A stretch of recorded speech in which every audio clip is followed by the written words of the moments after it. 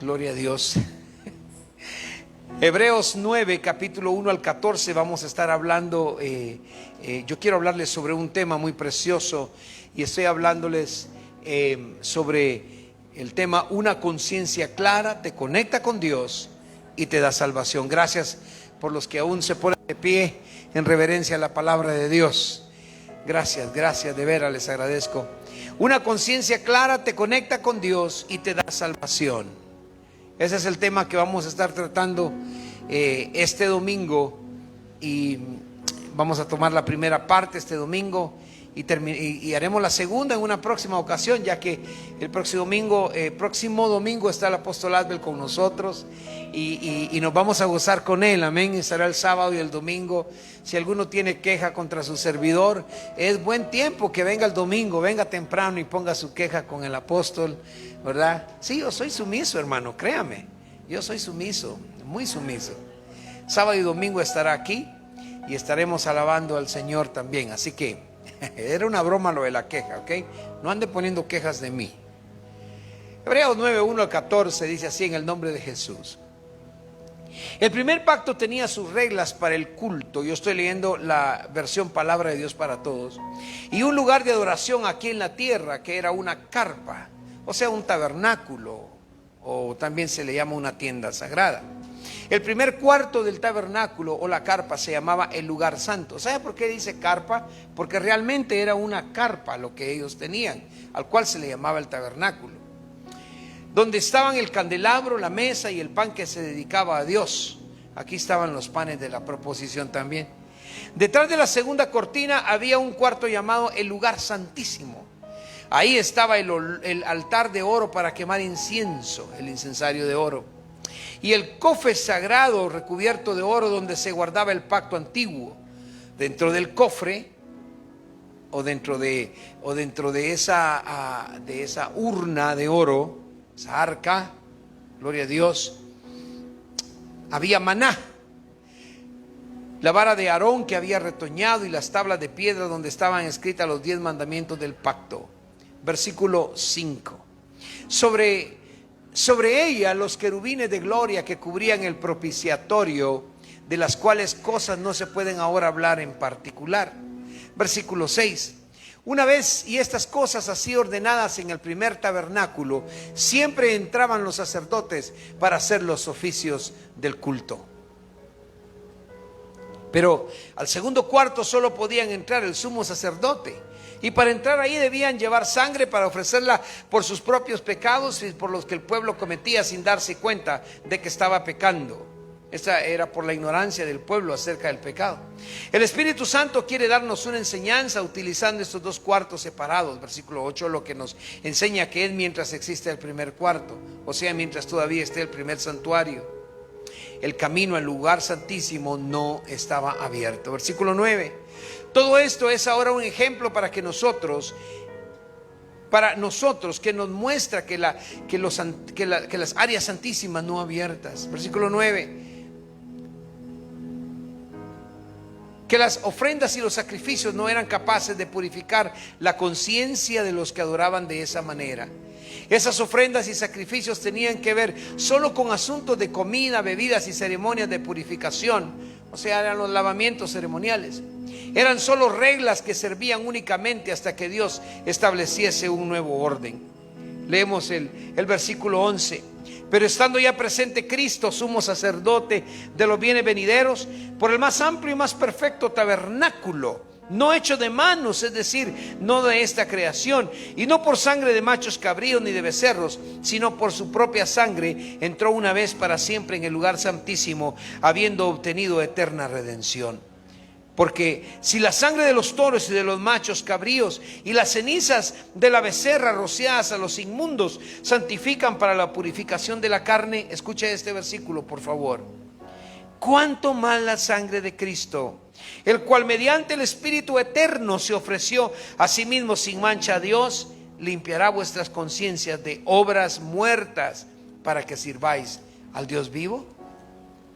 Señor, te damos gracias y te suplico que esta palabra, Señor, sea de bienestar para cada uno de mis hermanos, un bienestar espiritual, y que tu Espíritu Santo nos ayude, Señor, a resolver en nuestros corazones y en nuestras conciencias, Señor, que necesitamos estar contigo.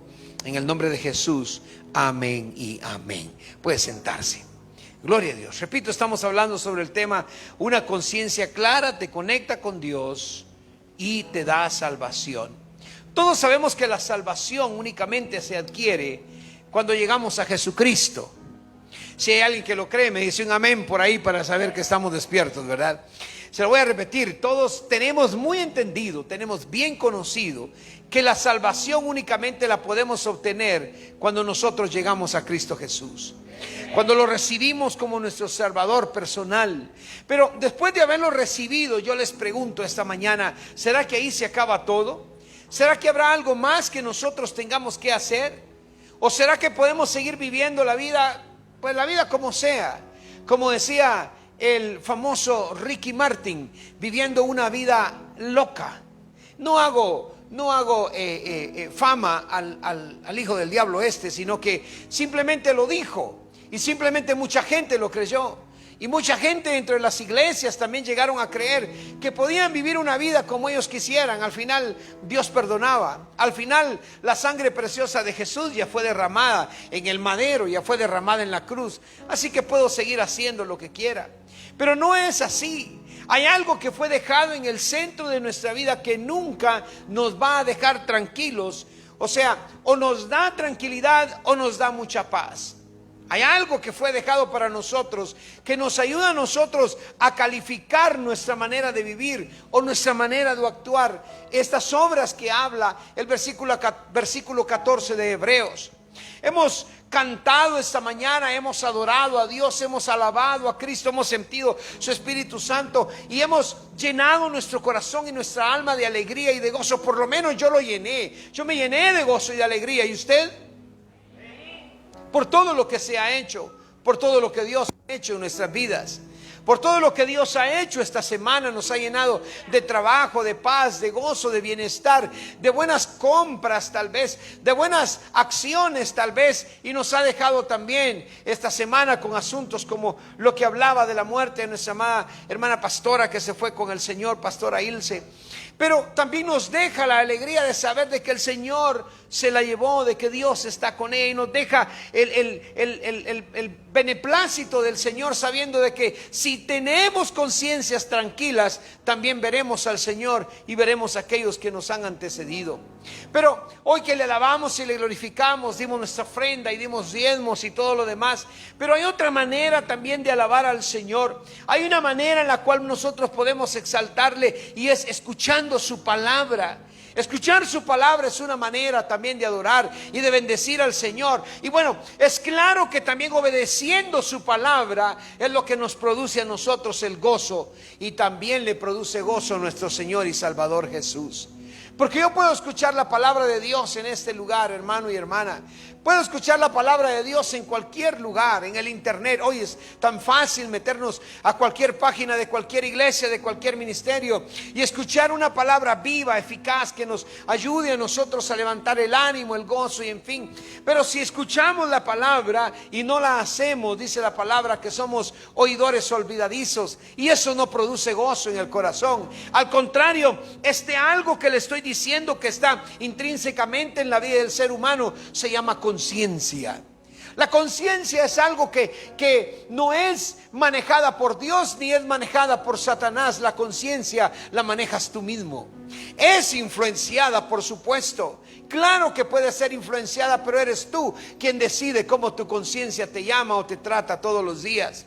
Vamos, cuando estamos leyendo el capítulo 9 de Proverbios y hablamos sobre lo que el apóstol aquí nos dice, bueno, digo el apóstol Pablo porque es al quien más las personas le adjudican esta carta, aunque es bastante indeciso quién la escribió, pero recordemos que sea quien la haya escrito, esta carta fue escrita por Dios.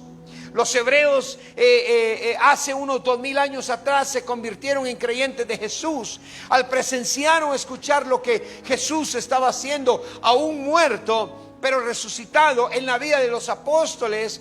y en la vida de todos aquellos que predicaron el evangelio del Señor, los profetas que existieron después, las profetas también que habían después que Jesús se fue al cielo. Y al escuchar todo esto, los hebreos reconocieron a Jesús. Pero esta carta también fue escrita a una iglesia cristiana donde habían muchas dificultades en ese entonces, porque les era difícil dejar su fe antigua, la fe judía. Era muy difícil dejar sus asuntos que ellos hacían, cómo ellos se procedían en su manera de vivir, cómo hacían su manera de vivir, las cosas que hacían y a lo que estaban acostumbrados. El templo de los hebreos probablemente estaba allí en Jerusalén cuando se escribió esta carta, y la fe judía todavía estaba enfrentando a estos cristianos hebreos, los estaba tentando, los estaba molestando, los estaba influyendo, pero más que todo los estaba ridiculizando con sus amigos y los parientes. Yo te pregunto, ¿será que alguien en esta mañana hay aquí o está aquí que sea ridiculizado por sus amigos o por sus parientes, o que el lugar donde trabaja le sirve de ridículo el decir que es cristiano? A mí me ha servido el evangelio toda mi vida. Yo he sido cristiano y he alabado y glorificado el nombre de Dios, y a pesar de todas las cosas que acontecen, Dios siempre ha salido avante. Y a pesar de que he sido yo el que se ha olvidado de Dios y el que le ha sido infiel, el Señor siempre ha estado para ser fiel conmigo. Nunca me ha dejado, nunca me ha abandonado. Y en los momentos cuando yo he demostrado que soy cristiano, y hermano, me doy cuenta que la gente ridiculiza el cristianismo, y más aún diciéndoles que soy pastor. Oh, hermano, llegar a un lugar hoy en Guatemala o en cualquier país y decir que eres pastor, lo primero que ven en ti es el hambre a los dólares o a los quetzales o a los lempiras o a los pesos, depende de donde estén o donde estés. Porque piensan que el ser pastor es una manera de vivir tranquilo, de una manera de vivir sin hacer nada, donde no tienes problemas, donde no tienes estrés. Y muchos de los pastores han llegado a tener estrés y hasta S4. Han llegado a tener tantas cosas en sus vidas porque le sirven a Dios. Hoy estamos viviendo tiempos muy similares a los que se vivieron esos años. Posiblemente allá antes que llegara el año 70, esta iglesia sufrió mucho antes de la destrucción del templo de Jerusalén. Y estamos a punto de ver la destrucción de muchos templos. Estamos viendo templos siendo destruidos hoy en día. Tal vez no con la misma hazaña que se destruyó el templo de Jerusalén, que quitaron las piedras, lo dejaron en piedra, lo dejaron en pedazos. Pero hoy espiritualmente mucha gente está cerrando sus templos. Estamos viviendo templos donde la ridiculación está a la orden del día, en la cual tienes que decir mejor lo que has alcanzado en la vida. Hermano, cuando he caminado en algunos lugares, antes que conozcan cómo yo actúo, y digo de mi persona porque me enorgullezco en decir que soy pastor evangélico, que soy pastor cristiano y que sirvo a Dios. Yo me enorgullezco mucho. Pero antes de decir eso, tengo que dejarles saber a muchas personas lo que Dios me ha permitido hacer. Tengo que hablarles acerca de las licenciaturas que obtuve en Estados Unidos y de cómo Dios me bendijo, y de las posiciones ejecutivas que obtuve, y de la capacidad que Dios me dio como ser humano para enseñarle a ellos, a sus hijos y a sus nietos. Y tengo que hacer todo eso para que se dé un poco de crédito a la persona. Pero una vez que han podido encontrar esta clase de cosas, y una vez que han visto, hermanos, que el Señor ha hecho grandes cosas en mi vida, hermano, entonces se atreven a creer. Pero no es eso lo que me importa, y luego se dan cuenta que todo eso lo tengo por basura, lo tengo por nada, lo tengo sin crédito, porque lo único que tiene crédito en mi vida es saber que soy un hijo de Dios, que me ha salvado, que Él me cuida, que soy su siervo, que le puedo servir, que Él me sostiene, que Él me da de su poder todos los días. Para mí el ser pastor es una de las cualidades más importantes que Dios pudo permitirme en la vida. Y moriré, y el día que yo muera, en mi lápida, por favor pongan: aquí está el pastor. Eso es todo, nada más. Aquí está el cuerpo del pastor, porque el pastor está con el pastor de pastores en los cielos, gozándose en la presencia de su Rey y Señor. Pero el mayor propósito de esta carta de los Hebreos es para esto precisamente, y para contrarrestar esas tendencias y esos malestares de aquellos que se les hace difícil fortalecer su fe, de aquellos cristianos que estamos asociados en un nuevo movimiento llamado fe. Porque aunque muchos crean que la fe, hermano, es algo de muchos años y es algo viejo, déjeme decirle que la fe es algo nuevo para muchas personas. El poder creer en Dios para muchos les es difícil. Hay muchas dudas en relación a quién escribió esta carta, claro, es cierto. Pero no tengo duda que el Señor Jehová de los ejércitos fue quien le inspiró a través del Espíritu Santo. Me sirve la carta de los Hebreos, una de las mejores escrituras que usted puede encontrar. Al igual que muchos de nosotros, hermanos, el autor, quien quiera que haya sido, estaba convencido que el cristianismo era la única religión verdadera. Estaba convencido, si así le queremos llamar, pues, o la verdadera fe que podemos tener. En realidad el cristianismo nos acerca a Dios. Hay muchas religiones por ahí que nos acercan, hermano, a nosotros mismos, a nuestro interior, a ser mejores. Yo me recuerdo que en cierta ocasión, espero que no se moleste mi esposa, pero yo estaba mucho más joven, tenía como uno de mis 29 años todavía, estaba patojón, muchachón, jovencito. Y se acercó una mujer, hermano, en el hotel donde yo trabajaba y me dijo: jefe, ¿le puedo hablar? Y le dije: pasa, y se sentó. Pensé que era algo el trabajo, pero me dijo: yo pienso que tú eres una persona muy ordenada. Y le dije: gracias. ¿Te gusta el orden? ¿Te gusta que todo sea claro? Gracias. Y empezó a darme otras indicaciones por ahí que dije: ok, esta quiere un aumento.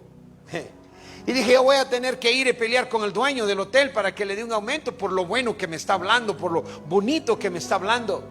Pero luego dijo: quiero decirte que yo me reúno todos los sábados, nos reunimos en un lugar, le llamamos sinagoga. Y le dije: eres judía. Y me dijo: no, pero es un lugar muy bonito donde nos reunimos. Y déjame decirte de que tenemos una religión muy buena que apenas está resultando. Y empezó a hablar de algo diferente, en donde, por ejemplo, personas como tú, que tienes la capacidad de entender, podemos explicarle la Biblia de la manera correcta. Dije: wow, qué tremendo. Y me dijo: y ahí puedes gozar, porque yo sé que eres una persona que te gustan las cosas buenas, pero sabes, una de las cosas que puedes tener ahí es que puedes tener legalmente y delante de Dios aquí en el cielo 7 esposas.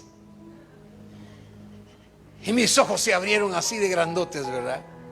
No porque quisiera 7 esposas. Yo ya estaba divorciado en ese entonces. No quería 7, pero quería ni una. Menos 7. No aguanté con una, menos iba a aguantar con 7.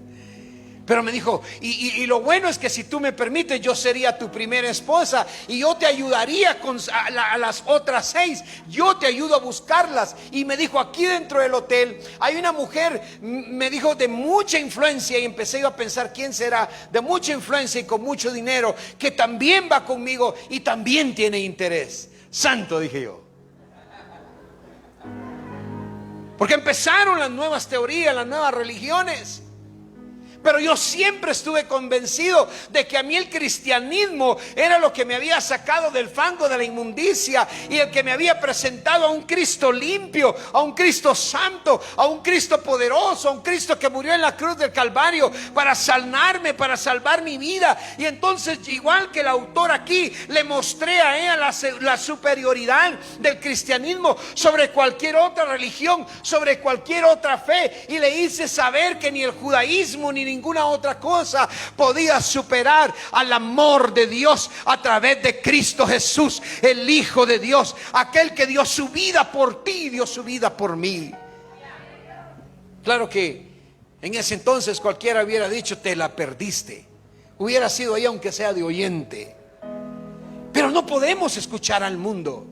Y eso es lo que está pasando en los tiempos de hoy, hermano, que aquí Hebreos nos ayuda a nosotros y nos inicia con una declaración de que Dios, quien en la antigüedad se reveló a la humanidad, al pueblo, a través de profetas, a través de los jueces, pero en estos últimos días Dios se ha revelado a través de la vida y las enseñanzas de un hijo. un hijo llamado Jesús de Nazaret. Y se dice en esta religión cristiana que Jesús es más grande que Moisés y es más grande que cualquiera de los profetas. Jesús también profetizó. Jesús también habló de lo que iba a acontecer. Este Dios que nos trajo su amor, que hizo una creación tan linda, una creación tan tremenda. Dios permitió, oiga hermano, permitió que Jesús viniese a la tierra y que no tuviese ninguna mancha, ningún gene humano que había venido de Adán, como todos nosotros, ustedes y yo. Creo anoche hablaba al respecto.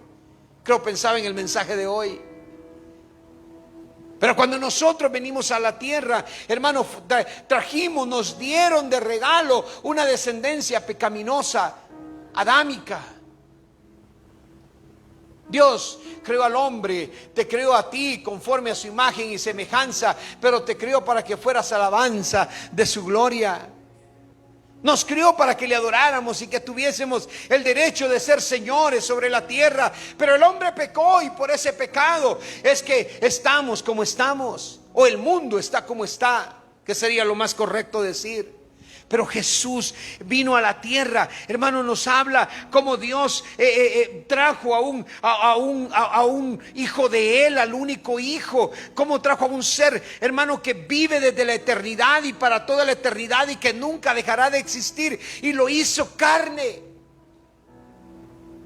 Lo puso como semilla en el vientre de una mujer para que no hubiese ninguna genética humana. Y lo declaró hijo de Dios. Y lo declaró 100% humano, lo declaró 100% hombre, pero también lo declaró 100% divino, 100% Dios, 100% Salvador de la humanidad. Cuando hablamos y vemos el Antiguo y el Nuevo Testamento, vemos la diferencia entonces de lo que existe en lo que aquí estaba ocurriendo. El versículo 1 de Hebreos nos habla de cómo Dios había hecho un primer pacto con ordenanzas y con un culto y un santuario terrenal.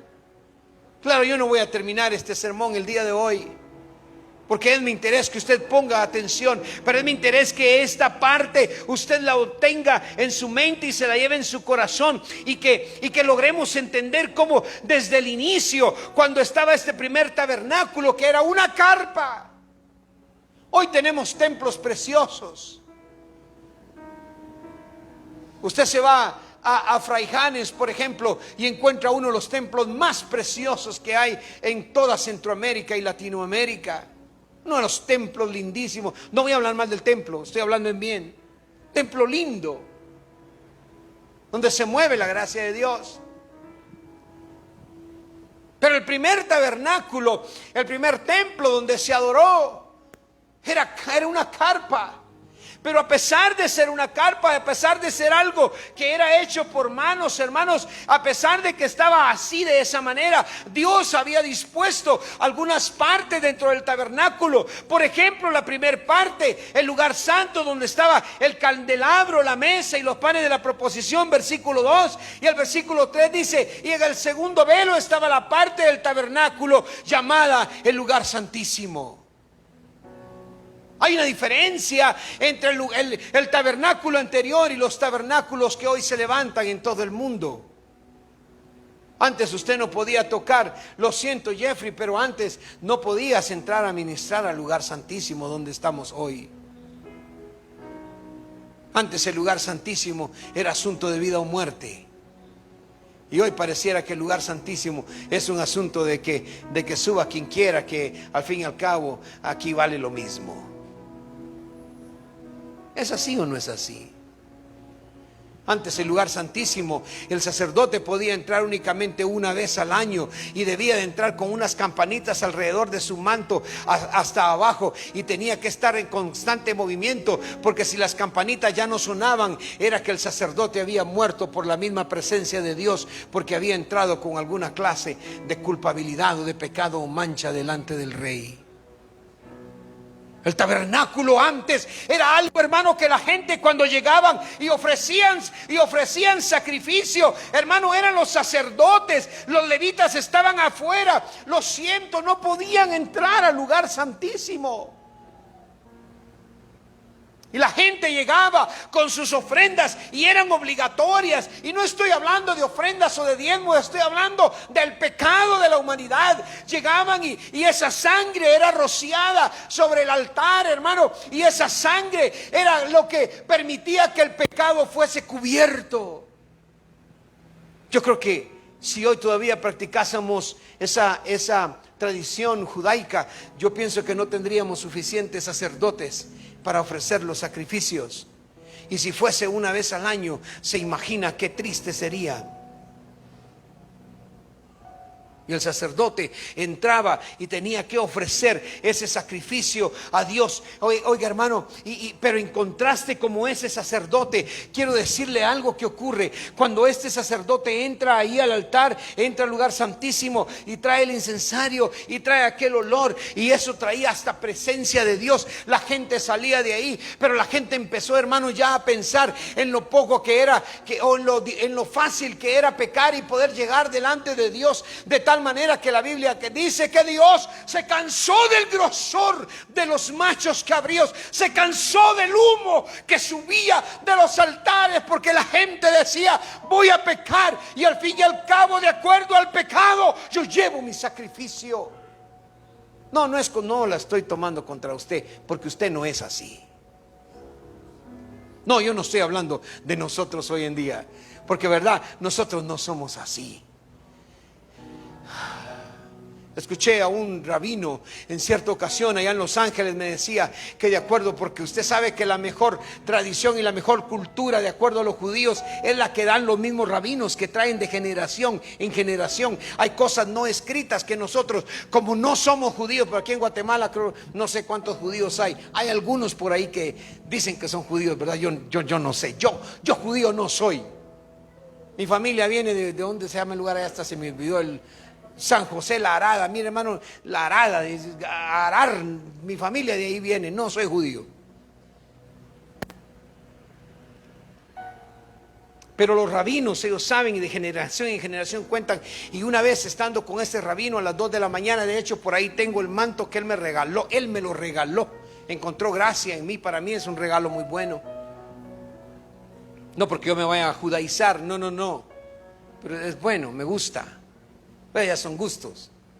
Y él me contaba, hermano, que dice que si un sacerdote, hasta el día de hoy, escuche esto, que si un sacerdote sube, hermano, o ministra, incluso me decía que si ministra en una sinagoga y tiene algún problema de rencor, ese sacerdote se enferma, o los rabinos se enferman.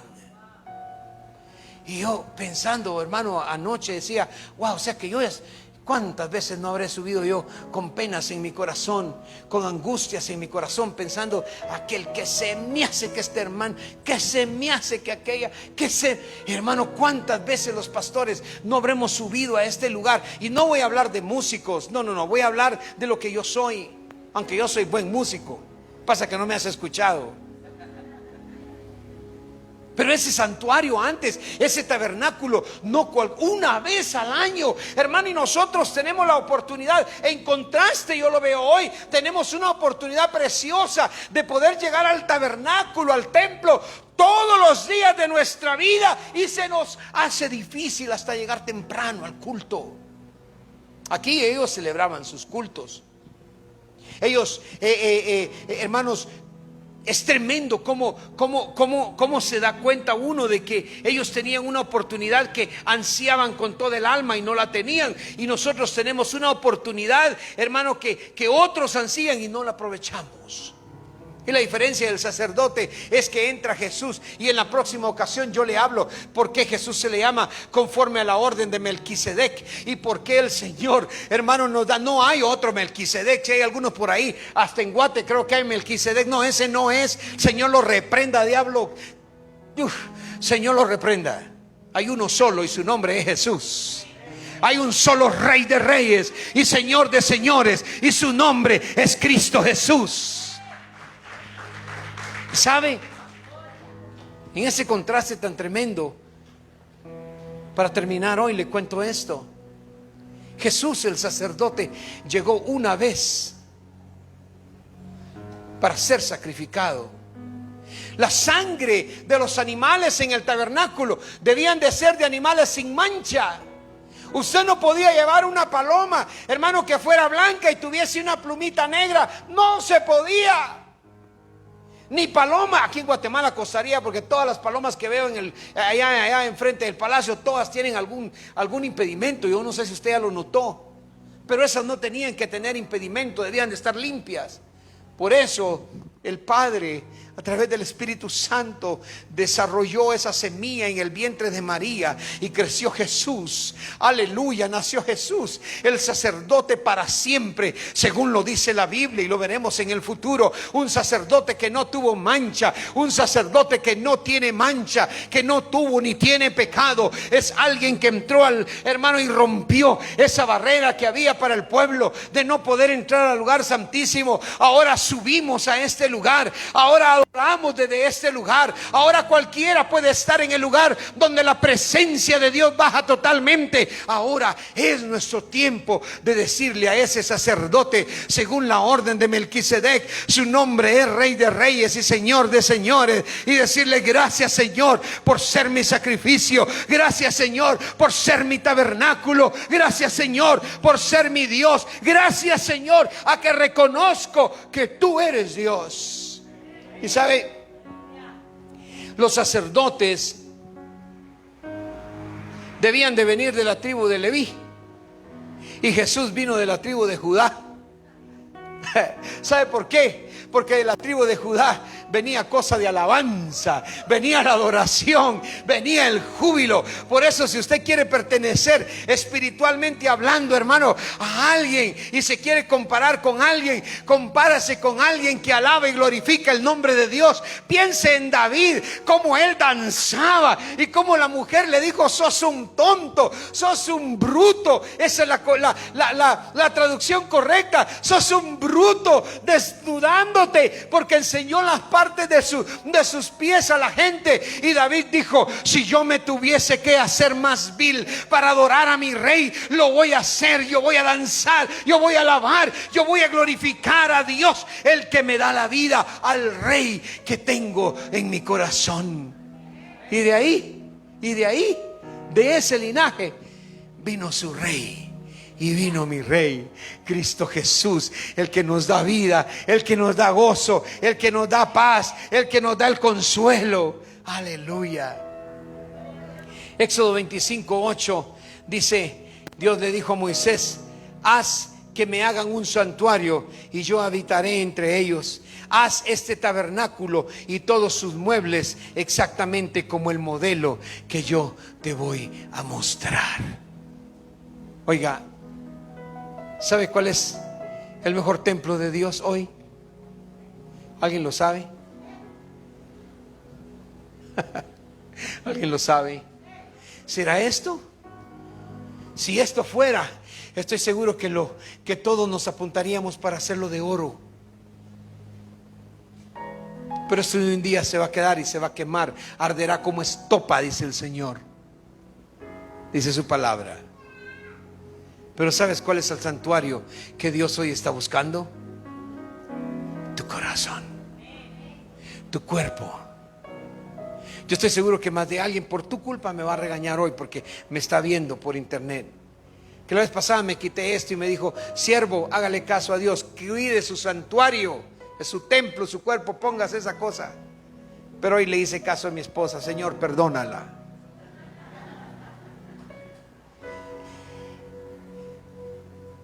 Hágame un santuario, dice el Señor. Eso es, dedica tu cuerpo a Él, dedica tu vida y tu corazón a Él, y Él va a habitar en ti. La próxima reunión que yo tenga el privilegio de predicarles, hablaremos sobre lo que sigue de este mensaje. Pero quiero que tú esta mañana pienses y te vayas con esto, y que leas toda la carta de Hebreos, que aún estamos iniciándola. Todo ese capítulo 9 de Hebreos. Léelo, para que cuando vengas al próximo mensaje que tengamos, tú tengas una idea de lo que te estoy hablando. Pero Dios quiere templos vivos. ¿Cuántos templos vivos hay aquí? Porque Dios quiere habitar en tu cuerpo. Aleluya. Y quiere habitar en ti. ¿Y qué haces? vienes al cristianismo. Si hay musulmanes escuchándonos, no hay evidencia de tu Mohammed, no hay, pero hay evidencia de mi Jesús. Hay evidencia de mi Rey. Yo no he escuchado un solo milagro de Mohammed, pero he visto milagros de Jesús, del Yeshua HaMashiach. Yo lo he visto en mi corazón. Él toca mi vida cuando estoy enfermo, y cuando he pecado Él me dice: aquí estoy para perdonarte. Habrá alguien esta mañana que diga: yo quiero ser perdonado, yo quiero que mi cuerpo sea dedicado a Él. ¿Habrá alguien? Ahí hay una mano, Dios te bendiga. Otra, 2, 3 manos. Otra mano levantada. Dios te bendiga, hija. Algo, otra mano levantada. Dios te bendiga, sierva. Dios te bendiga, hija. Me encanta ver la mano de esta señorita, porque estaba esperando que levantes tu mano. Gloria a Dios. ¿Alguien más? Bien. Ahí donde está, levanta tu mano otra vez. Cierren todos sus ojos. Denle privacidad a aquel que levantó su mano. Señor Jesús, aquí hay varias manos levantadas, más la mía, Señor. Queremos ser templos, mi Rey, donde tú habites, según lo dijiste en Éxodo. Háganme un santuario y yo voy a habitar entre ustedes. Habita, por favor, en mi templo. Habita, Señor, porque alrededor hay mucho ruido y hay mucho asunto del enemigo, pero este templo te quiere adorar y te quiere bendecir. Bendice, Señor, a los que hoy levantan su mano, y aquellos que hoy estén haciendo una decisión. Levanta tu mano bien alto, por favor. Aquellos que hoy estén haciendo una decisión por ti, te suplico que los tomes en tus manos de misericordia y hazles templos vivos. Convierte los corazones de carne, convierte esos corazones en carne, aquellos corazones de piedra. En el nombre de Jesús, en el nombre de Jesús. Repite conmigo: Señor Jesús, te doy gracias por tu inefable amor, por tu grandioso amor y por tu promesa de vivir conmigo en este templo. Habita, Señor, y sé tú mi Rey, en el nombre de Jesús. Amén y amén. Gloria a Dios, gloria a Dios.